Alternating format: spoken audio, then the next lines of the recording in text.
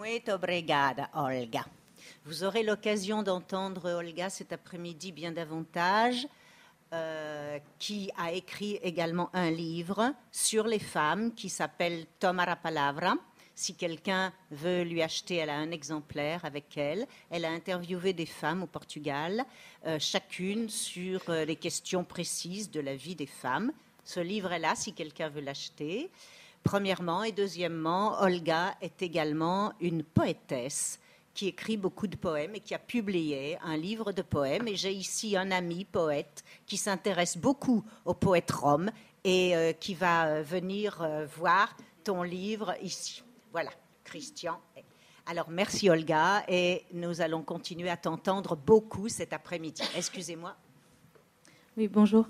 Moi, je suis professeure d'espagnol à Port-de-Bouc. Et donc, je travaille avec beaucoup d'enfants qui sont issus de la communauté gitane espagnole. Et actuellement aussi, on travaille avec notamment une jeune fille qui est rome et puis qui a été rejointe aussi par un autre enfant qui est rome. Et je pense que c'est une question qui s'adresse plutôt à Carmen, mais j'en ai une autre après pour Sarah. On a beaucoup de mal à faire accepter les Roms par les enfants gitans espagnols. Et donc, ils reconnaissent absolument pas le lien culturel qu'il peut y avoir, l'histoire. Il y a un rejet qui est total. Donc, cette année, moi, je me suis lancée dans on s'est servi du 8 avril pour organiser un travail autour du peuple gitan, et on a voulu y associer les deux enfants roms. Mais voilà, il y a toujours ce problème-là d'un rejet qui est très très fort. Et donc les gitans espagnols, enfin en tout cas ceux à qui j'ai affaire moi, reconnaissent eux, ils sont gitans espagnols, donc ils viennent d'Espagne, leurs aînés viennent d'Espagne, mais en tout cas sûrement pas de Roumanie, sûrement pas du même peuple que les Roms, voilà. Donc j'aurais voulu avoir peut-être un petit message de Carmen pour eux, comment elle leur parlerait, qu'est-ce qu'elle leur dirait pour leur faire accepter ça. Et puis ma deuxième question, ce serait peut-être pour Sarah. Moi, je travaille de près avec une jeune fille rome je fais partie du collectif de solidarité avec les Roms de Martigues. Et donc cette jeune fille, elle a 14 ans. Elle étudie à fond parce qu'elle dit que l'école, c'est sa chance et que ce sera la seule façon pour elle de s'en sortir. Et elle a beaucoup, beaucoup de volonté. Et en même temps, elle est consciente qu'elle va être le lien entre la culture rome, la culture française.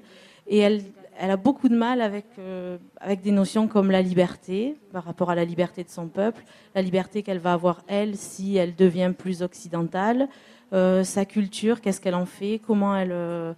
Donc voilà, on aborde toutes ces questions en ce moment, mais j'aimerais bien avoir le point de vue de Sarah, qui est un petit peu plus âgée qu'elle, mais qui se sentira peut-être plus proche.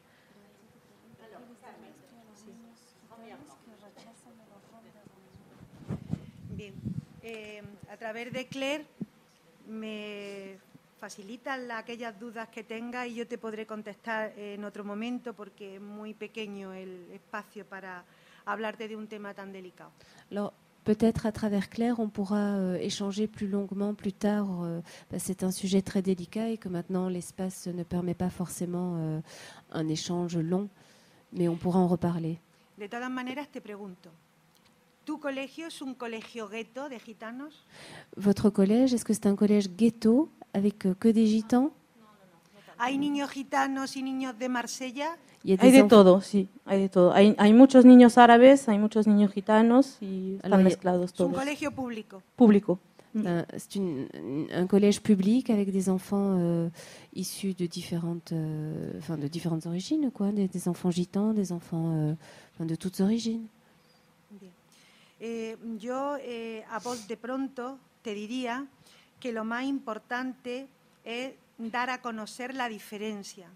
Le plus important, c'est de montrer, d'expliquer la différence. El colegio es un reflejo de la sociedad. Le collège est un reflet de la société. Si los niños, Marsella es una ciudad abierta, cosmopolita, donde hay ciudadanos de todos los países históricamente. Marseille est une ville ouverte, cosmopolite, où il y a des personnes du monde entier. Lo importante es que en la comunidad educativa, ce qui est important, c'est que l'équipe éducative se hable de las demás culturas. Ce qui est important, c'est qu'au sein de l'équipe éducative, on parle de toutes ces cultures. Y eso es un trabajo del equipo técnico de cada centro público. Et ça, c'est un travail technique de l'équipe éducative de chaque lieu, de chaque espace.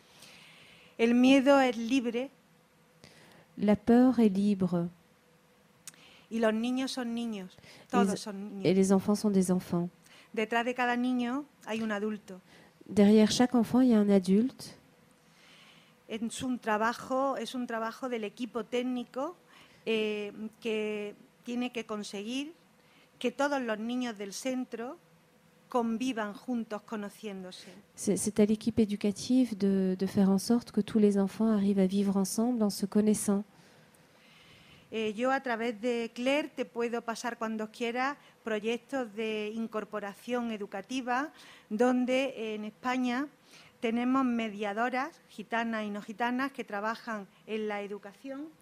Je peux vous passer via Claire des documents, des projets d'inclusion avec des médiateurs qui travaillent pour l'inclusion au sein des établissements.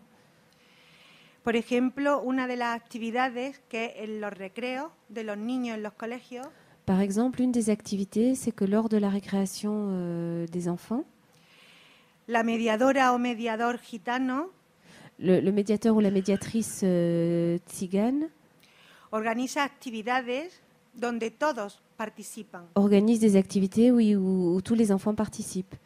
y están pendientes cuando un niño o una niña está aislado, sea gitano, sea chino, sea español, sea francés, y se cogen a todos en la actividad para que participen. Et ils font très attention, ils sont très attentifs si un enfant est exclu, peu importe son origine, et ils font très attention à le ramener vers l'activité, pour qu'aucun enfant ne soit exclu. No digo que sea el caso, Je dis pas que c'est le cas ici pour vous, pero por ejemplo en las zonas, en las franjas escolares donde los niños están solos, mais dans le cas...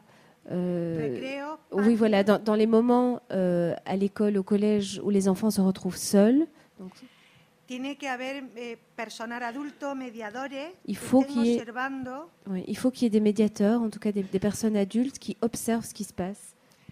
el comportamiento de todos los niños, gitanos, rumanos, franceses, detectar el problema y solucionarlo inmediatamente. Voilà, il faut qu'ils observent ce qui se passe entre tous ces enfants tziganes, gitans, espagnols, roms et les autres, qui puissent détecter immédiatement le problème, le repérer et essayer d'apporter une solution immédiate. Es una crueldad que un niño se sienta excluido dentro del centro cuando hay personal técnico que está para evitar esa situación. Oui, c'est terrible qu'un enfant puisse se sentir exclu au sein d'un établissement alors qu'il y a des personnes adultes qui sont là pour éviter justement cette exclusion. En fait, c'est pas vraiment ce problème-là qu'on a. Nous, le problème qu'on a, c'est plutôt en classe, quand on aborde des thèmes comme l'origine du peuple gitan, etc. On a vraiment une démarcation entre les gitans espagnols et les roms. Et donc les gitans espagnols, eux, ne veulent absolument pas être assimilés aux roms. Ils ne reconnaissent pas du tout d'histoire commune, en fait. Donc ils sont prêts à remettre en question des documents, des textes, des témoignages. Voilà, c'est du négationnisme culturel. Et c'est très délicat à aborder avec eux comme sujet, parce qu'ils se sentent en fait rabaissés. Ça les renvoie à quelque chose qui a été vécu par leurs ancêtres et que eux ont réussi à... eux maintenant ils se sentent, dans ce cas-là, ils se sentent porte de bouquin, ils sont français mais gitans espagnols, et surtout il ne faut pas leur envoyer cette image-là qu'ils ont mis des années à effacer. Et voilà, c'est un peu ça. El problema es que la cultura gitana es muy desconocida incluso para los propios gitanos. Le problème, c'est que la culture gitane est très peu connue, même au sein de la culture gitane. Date cuenta que en 1978 en España, En 1978, en Espagne, es cuando los gitanos tienen esa igualdad y conocimiento de quiénes son. c'est à ce moment-là donc, que les gitans ont pris conscience de qui ils étaient, au moment où ils ont trouver une égalité. En la guerra civil Pendant la española, guerre civile espagnole, los gitanos españoles que llegan a Marsella, les gitans espagnols qui sont arrivés à Marseille, el conocimiento que traían era de una dictadura de 40 años. eux, la seule connaissance qu'ils apportaient de leur vie, c'était la dictature qui a duré 40 ans. Para sobrevivir, Pour survivre, intentan agarrarse a 4 connotaciones que le ayudan como identidad hereditaria. voilà, pour survivre, ils essayent de s'accrocher à 2-3 idées, des connotations pour essayer d'avoir une identité, Porque ellos creen parce qu'ils pensent que los gitanos españoles tienen una mejor vida, y de hecho es así, porque en pocos lugares de Europa los gitanos viven integrados en la sociedad donde viven, en el mismo barrio. Donc ils pensent, et de fait c'est une réalité, que les gitans espagnols ont une vie bien meilleure, parce qu'il y a peu de pays, enfin il n'y a pas d'endroit en Europe où les tziganes sont inclus comme ça dans la société, intégrés. En España los gitanos no han vivido nunca en carros ni en los caminos. Desde la democracia y desde el siglo XIX-XX han estado de alguna manera sedentarizados, y claro, los niños gitanos tienen miedo a esa diferencia desconocida. Donc en fait, les enfants gitans espagnols ont très peur de cette différence parce qu'eux n'ont pas connu cette réalité d'expulsion, etc. Ils sont sédentarisés depuis de nombreuses années. Es un trabajo pedagógico lo que hay que hacer en el centro. Yo me ofrezco a ayudarte en lo que pueda. Voilà, c'est un travail pédagogique important. Et je me propose de vous aider. Voilà. Te lo digo porque en Andalucía se llevó un proyecto en 1989 En 1989, il y a eu un projet en Andalousie de la educación infantil gitana que yo estuve coordinando con otras compañeras gitanas. de l'éducation de l'enfance gitane. C'est un projet que j'ai coordonné. Fue un éxito. Et ça a été un grand succès. Y la experiencia, si te sirve, la podemos pasar. Et on pourrait partager nos expériences pour qu'elles puissent vous servir ici, maintenant. Deuxième question. Excusez-moi, est-ce que vous pouvez dire encore une fois la question? Non, en fait, c'était, je travaille beaucoup C'était un avec message. Oui, voilà, j'ai maintenant c'est une élève, je l'ai connue avant qu'elle rentre au collège. Donc elle a 14 ans et elle se pose beaucoup de questions sur le rôle qu'elle va avoir, elle, par rapport à la communauté, par rapport à sa famille, par rapport à la France. C'est son identité qui va être double, quoi. Sur le problème d'identité à 14 ans. Bon.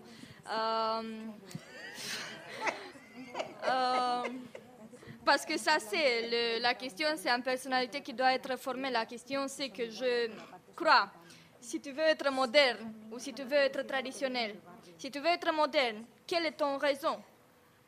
Peut-être parce que ton liberté individuelle sont refusées, peut-être parce que tu n'as pas la mentalité que ton parent ou ta communauté. Elle remet beaucoup en question la mainmise des hommes sur les femmes dans la communauté. Donc elle m'en parle à moi, mais pas dans la communauté. La domination des hommes sur les femmes, ce qu'elle ne dit pas chez elle, en fait. Je crois que à 14 ans, la meilleure chose de faire, c'est de poser les questions et d'essayer de répondre. De répondre avec ton propre mentalité, avec ton propre réponse, de choisir blanche ou noire, mal ou bon, et de décider de créer un but. Si tu as un but, donc tu peux continuer de passer ton tradition, ton langue et être moderne dans le même temps. Ce n'est pas une question de conserver, mais d'être au courant avec l'époque aussi, parce que tu n'as pas reste quand tu se mouves. D'ailleurs, ça c'est un message d'elle pour le Lacio Divano, où elle disait qu'elle était en train d'apprendre en France beaucoup de choses sur sa culture, beaucoup plus que quand elle était en Roumanie ou dans d'autres conditions depuis qu'elle est en France. Mais depuis quelque temps, elle découvre la culture rome et voilà, ça lui permet aussi un certain équilibre. Ah oui, en fait. ça c'est bien. Ouais.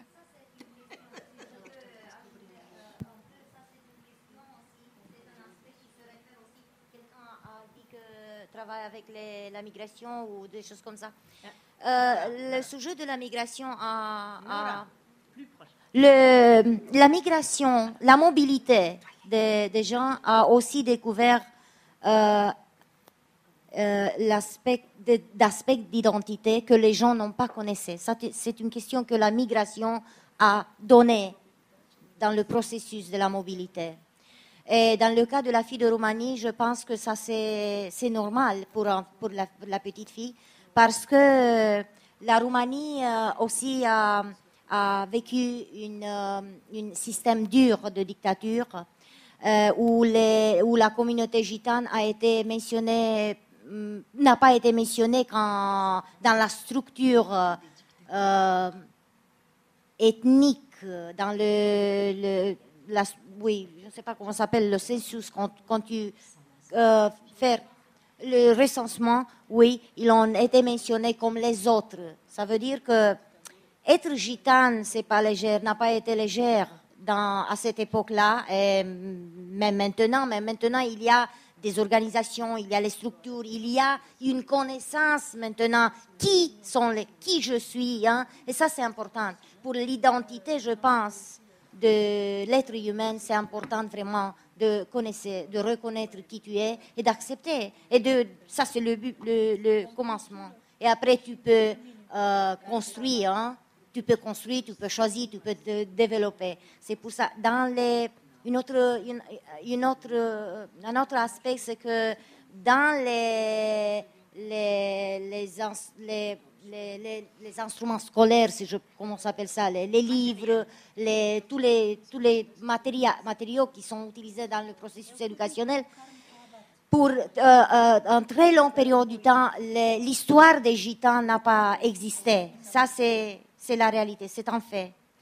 Petit à petit, ils ont commencé d'introduire aussi des informations sur l'histoire gitane, mais ils sont très petits et parfois les professeurs ne donnent pas l'attention dans la structure qu'il y a dans la classe. Ça, c'est très important. Et comme vous avez dit, j'ai compris déjà, parce qu'avec un professeur comme vous, qui a compris que dans la classe, il y a des lettres humaines avec des différentes identités, c'est bien que t'adresser par rapport à l'identité et la structure que tu as avec les enfants pour le faire de se reconnaître, d'accepter comprenant leur identité. C'est pour ça que la fille Rome ici, elle a découvert qui elle est. Et je suis sûre que je pense qu'elle va devenir militante. Et Marseille, je pense que c'est ça c'est ce que je sens. Il y a un esprit ici de, comment on dit, un peu révolutionnaire, hein. Je pense qu'elle va devenir militante. Oui, je ne sais pas, ça dépend. Je ne connais pas la petite fille, mais si elle se pose des questions comme ça, je suis sûre qu'elle va garder qu'est-ce qu'elle est, parce que sans garder, si tu as connu que tu es Rome, que tu es Marseillaise, que tu es, je ne sais pas quoi, tu ne peux pas tu ne peux pas oublier, parce que si tu veux oublier, tu es quelqu'un sans racines, sans roots, sans racines. Excusez-moi, je ne sais pas si je donnais en réponse, mais j'ai fait un commentaire. Merci. Je veux juste ajouter, avant de laisser la parole à toutes les questions, que je viens de comprendre à l'instant même, grâce à vous, mesdames, une chose qui ne m'était pas encore apparue. Toutes nos invitées aujourd'hui sont toutes issues de dictatures. Ce n'est pas notre sujet, mais nous avons ici des représentantes de l'héritage de 3 dictatures. Salazar, Franco et Ceausescu. Un jour plus tard, dans l'avenir, nous pourrons parler de cet héritage. Alors, merci à vous pour nous avoir fait comprendre ça. Pardon. Ouais. Alors en fait, depuis le début, j'avais une question pour Sarah. Et finalement, je trouve que voilà, ce que vous avez témoigné, elle est vraiment dans le sens. Et j'ai pas encore bien écouté la réponse que j'attendais. Alors bon, voilà. Vous avez évoqué effectivement l'histoire d'une jeune fille ado, 14 ans, elle se pose des questions. Voilà, la culture de mes parents, c'est ça. La culture de la ville dans laquelle j'arrive, c'est ça. Qu'est-ce que je fais ? Ça, je pense que c'est une question qui est emblématique et qui est commune finalement à tous les enfants d'immigrés de première génération.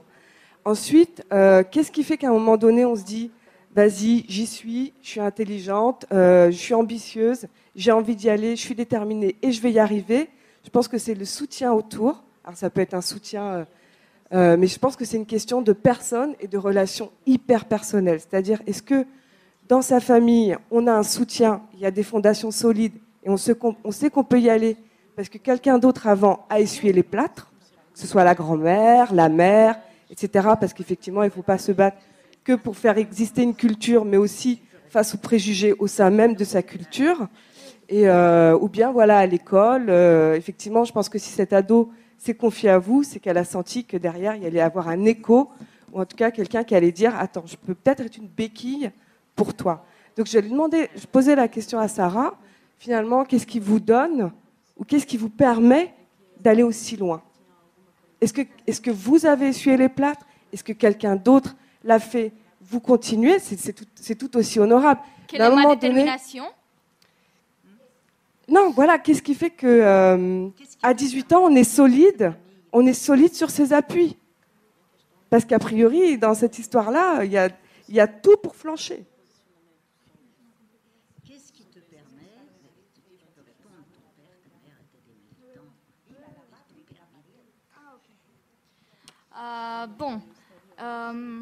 je crois que vous parlez de l'exemple positif. Et si on parle de gens, nous avons besoin d'exemples, nous avons besoin d'un modèle. J'ai vu dans ma famille ma mère, mon père et ma mère comme femme avec une structure spinelle bien délimitée, avec de moralité, avec beaucoup de choses. J'apprendrai beaucoup d'elle. Maintenant, et mon père aussi, bien sûr. Maintenant, quand j'étais 14 ans, j'ai vu les mêmes questions de poser à moi. Et bien sûr que j'étais en relation que je dois stabiliser entre moi et moi.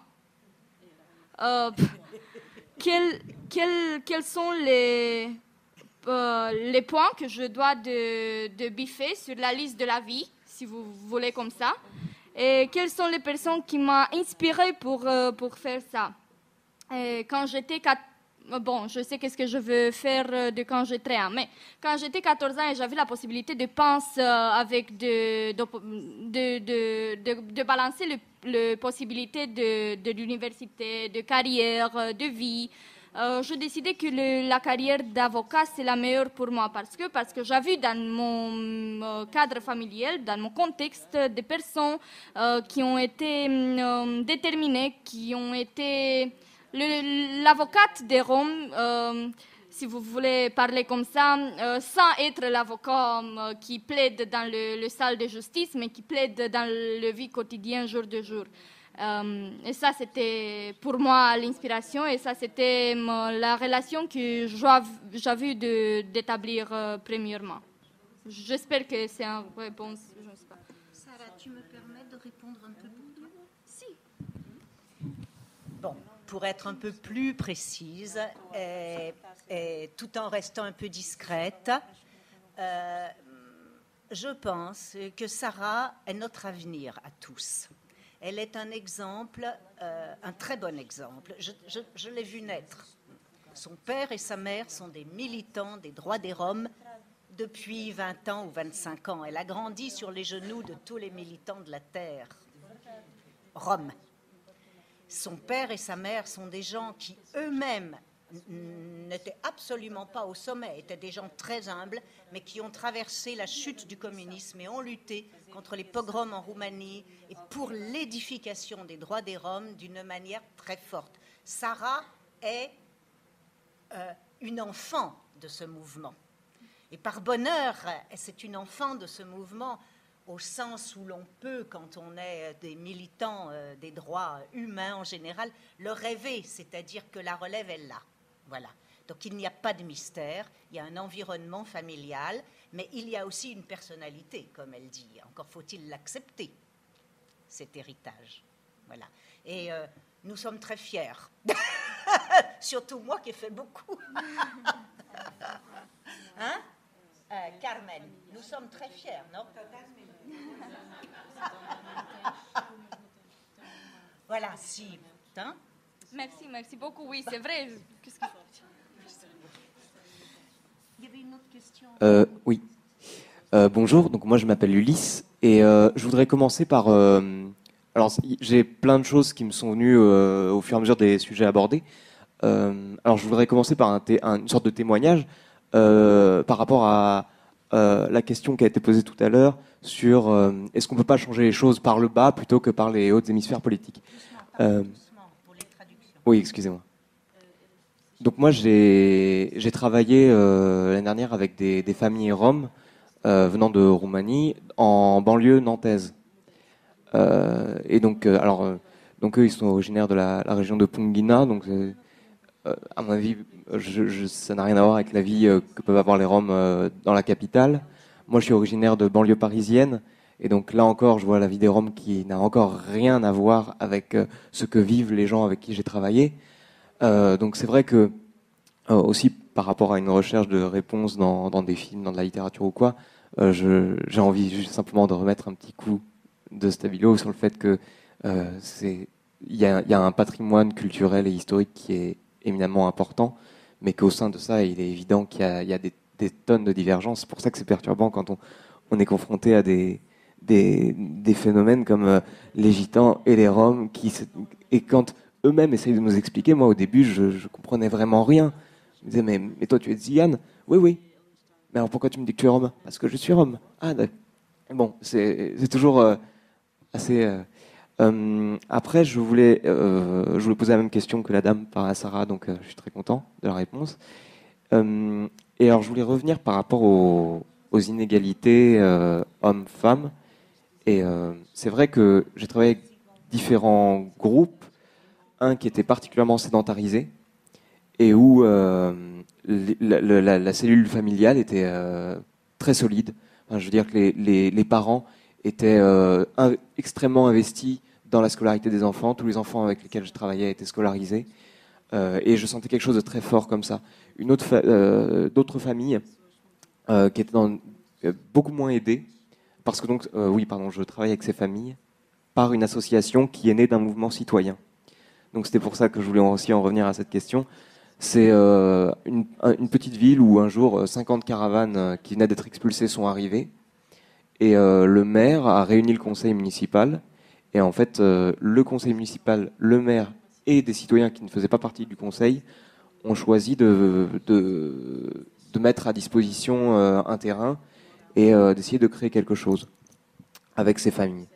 Et le résultat est, enfin moi je trouve très encourageant et très très bien. Et ça a aidé, donc, puisque tous les enfants vont à l'école, il va y aussi y avoir une bachelière cette année, donc c'est très positif. Et d'autres familles n'ont pas été aidées par les... Non, à Nantes. À Nantes. Et d'autres familles où les familles sont moins bien implantées, le suivi des enfants à l'école était plus difficile, et les pères, notamment, il y avait beaucoup de femmes isolées, donc qui effectivement portaient toute la charge du travail, de la vie quotidienne. Et les pères étaient souvent ailleurs. Et je pense que là, du coup, et leur comportement, dès qu'ils revenaient sur le campement, était extrêmement difficile et très très pénible. Et donc je pense qu'effectivement, cette notion de nomade ou pas nomade, c'est extrêmement compliqué, mais qu'effectivement, quand on a une famille qui a les moyens de vivre comme il l'entend, forcément, au sein de la famille, tout va mieux aussi, ça va sous le sens. Enfin, je voulais revenir par rapport à moi, ce que j'ai observé de la religion, parce que les familles avec lesquelles je travaillais étaient évangélistes, Et donc je voulais revenir à ce que disait Olga, parce que moi j'ai été très effrayé, et m'entendant très bien avec les familles avec lesquelles j'ai travaillé, j'ai été convié à venir à l'église, donc aussi à rencontrer des familles avec lesquelles je ne travaillais pas, mais dans des grands rassemblements. Et j'étais très inquiété de voir que cette église, moi à mon sens, il y a quelque chose d'extrêmement sectaire, tout simplement. Et toutes les sensibilisations faites aux études des jeunes filles, faites à l'idée de contraception, à l'idée de le travail doit être partagé, que le travail c'est une chance aussi bien pour les femmes que pour les hommes, les religieux qui avaient affaire à ces familles-là, moi je trouve, étaient vraiment un frein très important. Et je pense qu'effectivement, avec le couvert en plus médiatique et au niveau du pays, qui est extrêmement négatif, enfin qui est abominable par rapport à la communauté tzigane, je pense que c'est très compliqué de faire poids à cette image qui survole comme ça, même avec des très très bonnes volontés venant du bas. Alors je pense que du coup il faut continuer par le bas, mais que effectivement je pense que l'idéal ce serait que tout aille mieux sur tous les plans. Désolé de cette remarque tout à fait naïve, mais et alors déjà c'était ce témoignage que je voulais partager par rapport à diverses choses que j'ai entendues, et donc je voulais revenir aussi justement sur ces interrogations par rapport à la religion que j'ai dans ce que j'ai rencontré, et la volonté de faire des études. Est-ce que au sein de la communauté, et je repense parce que la religion influe, je trouve, sur la santé, l'égalité homme-femme, et également quelque chose qui m'échappe sur l'école. Les études, voilà, l'école et tout ça. Et le mariage, voilà, et parmi autres, le mariage. Vous disiez que effectivement le mariage tzigane n'est pas du tout quelque chose d'obligatoire, et moi c'est ce que j'ai ressenti aussi chez les familles, mais néanmoins il y a une sorte de pression que les ados, qu'ils soient garçons ou filles, se mettent, j'ai l'impression, de manière assez forte. Et bon, moi j'admets que j'avais tendance à essayer de mettre la pédale comme ça pour inciter plutôt à continuer dans les études et des choses comme ça. Mais, enfin, je voulais avoir votre ressenti par rapport à tout ça. La question c'est autour du mariage. Si j'ai bien compris, parce que premièrement c'est un témoignage. Oui. Et deuxièmement, est-ce que la religion, en particulier évangéliste, est un frein à l'éducation des filles, la scolarisation et la santé, la contraception, etc. Ça, c'est la question. C'est l'impression qu'il a, mais c'est une question. Ele tem essa impressão em relação à religião evangélica, ele talvez poderia ser freio, impedimento ao desenvolvimento em torno das questões de casamento, de educação. Qui veut répondre à ça? Tu veux répondre à cette question? Sim. Eu gostaria de saber quais são as perguntas, para eu entender, mesmo que não seja para responder, mas para eu entender melhor. Voilà. Una pregunta corta. Voilà. Una pregunta, no un discurso, una pregunta para que la entendamos. La pregunta, Olga, è: la religione evangelista è un progresso o un regresso per la educazione, eccetera, del crianças? No tiene nada que ver con Okay. Uma. Okay. Eu posso responder? Sim, claro. Eu posso responder em Portugal. Voilà. A realidade em Portugal. Voilà. Elle peut répondre pour la réalité portugaise. Que é progresso. C'est un progrès. Porque nas várias frentes, a nível da contracepção da mulher, a mulher está muito mais aberta para encontrar soluções para, portanto, a sua procriação ou não.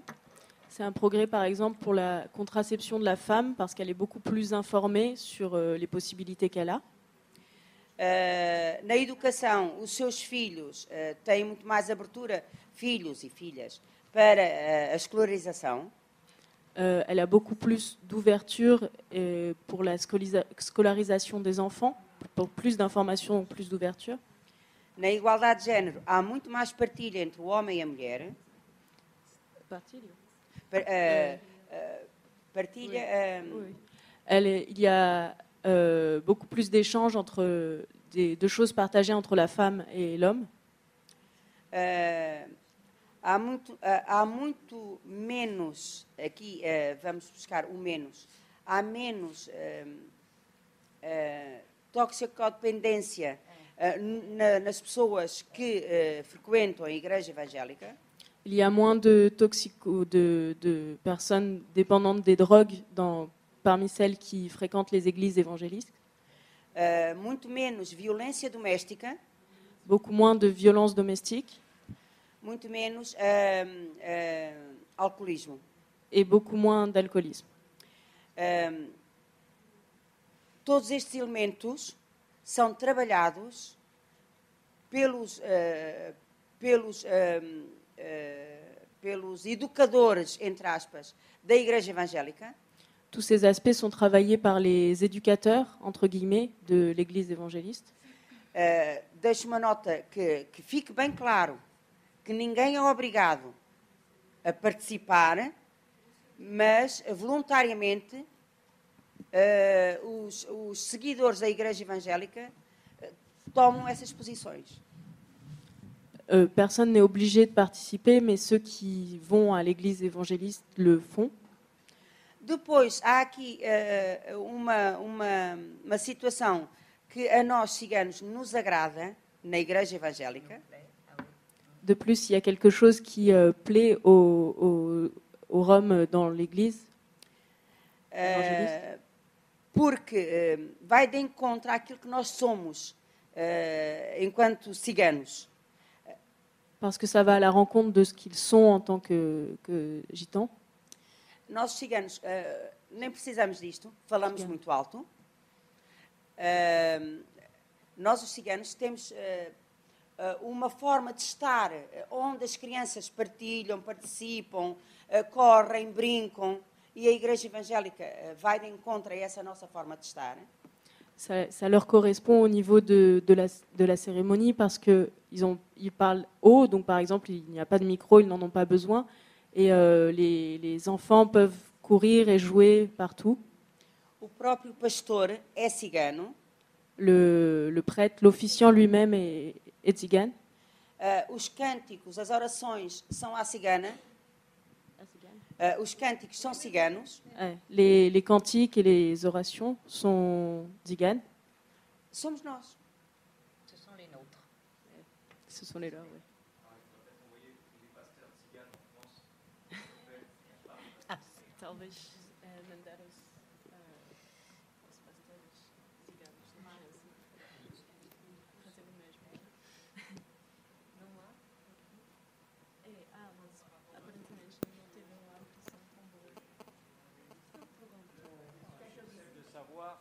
La question, c'est peut-être de savoir ce qu'on peut gagner et ce qu'on peut perdre aussi, quoi. Parce que, bon, évidemment, il peut y avoir des aspects de progrès dans l'éducation, voilà, pour les femmes, pour la contraception, pour des tas de choses comme ça. Mais il y a aussi il y a l'envers de la médaille, où il y a les aspects de la culture tzigane, ceux qui sont plus... peut-être moins, enfin je sais pas moi, qui sont peut-être moins encadrés traditionnellement dans la culture tzigane, quoi, où il y a une sorte de liberté qui peut se perdre. Par exemple, bon, on a parlé, c'est peut-être un stéréotype, mais que dans certains campements, maintenant ils chantent plus, ils dansent plus parce que c'est plus. Donc c'est tous ces aspects-là qui seraient à voir, c'est-à-dire qu'est-ce qu'on gagne, qu'est-ce qu'on perd vraiment, quoi.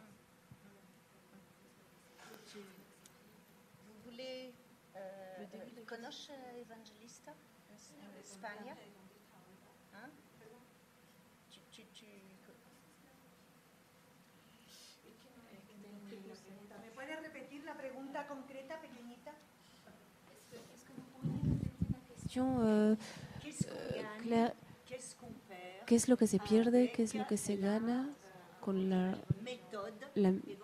con el método evangelista?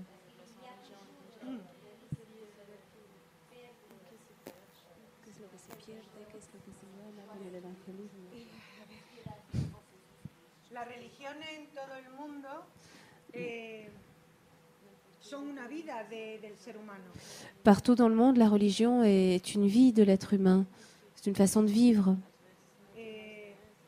Hay gitanos que son evangélicos, hay gitanos que son católicos, hay gitanos que son protestantes, hay gitanos que son agnósticos.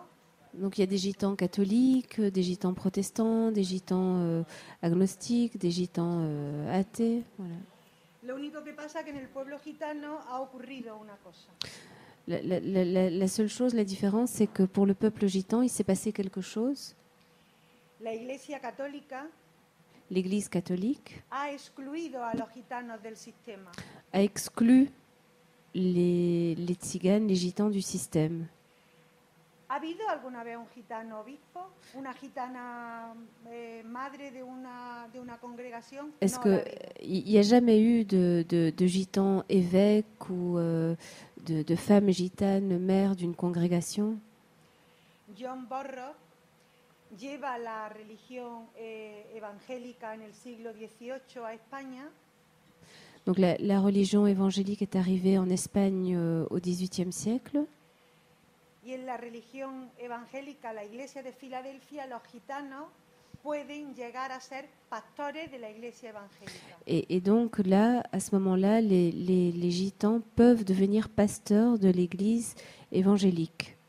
Y es el único lugar en el mundo Et c'est le seul endroit dans le monde donde los gitanos se pueden reunir en pro de una creencia religiosa. C'est le seul endroit dans le monde où les gitans peuvent se réunir autour d'une croyance commune. Y ni es mejor ni peor que otra.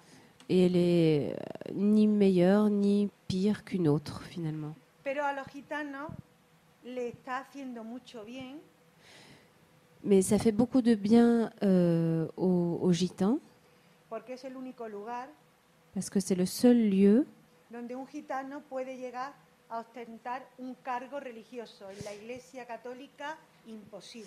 C'est le seul lieu où un gitan peut prétendre à une responsabilité religieuse. Dans la religion catholique, c'est impensable. Merci.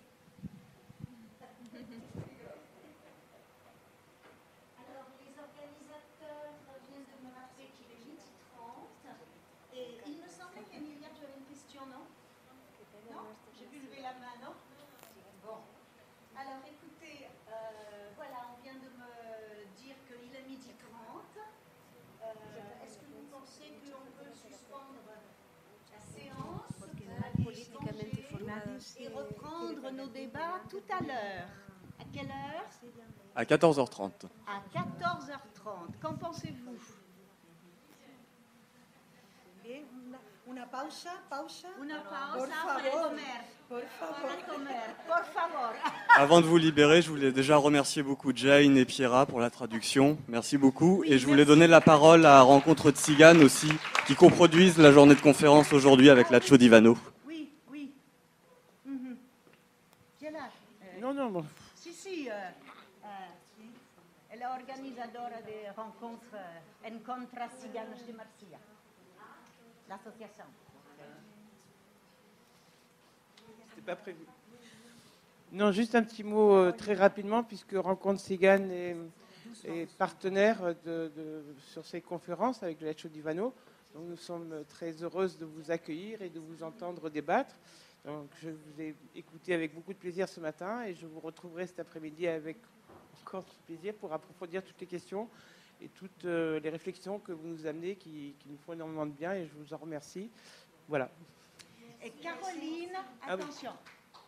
Caroline a organisé il y a 2 jours une rencontre avec 2 femmes militantes roms migrantes vivant à Marseille et 2 femmes françaises gens du voyage, Cinti, citoyenne française vivant à Avignon. Et malheureusement, c'était votre question, mais elle a été débattue préalablement. Et c'était très, très intéressant. Et en particulier sur la question Gitans et Roms. Oui.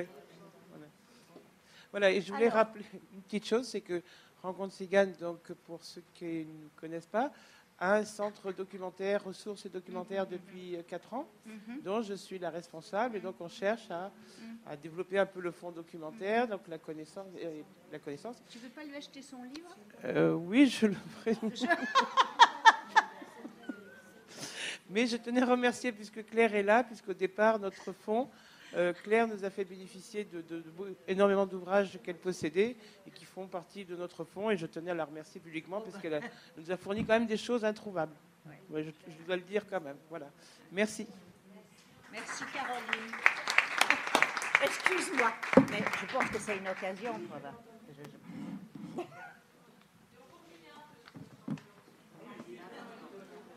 Donc rendez-vous à 2h30 ici.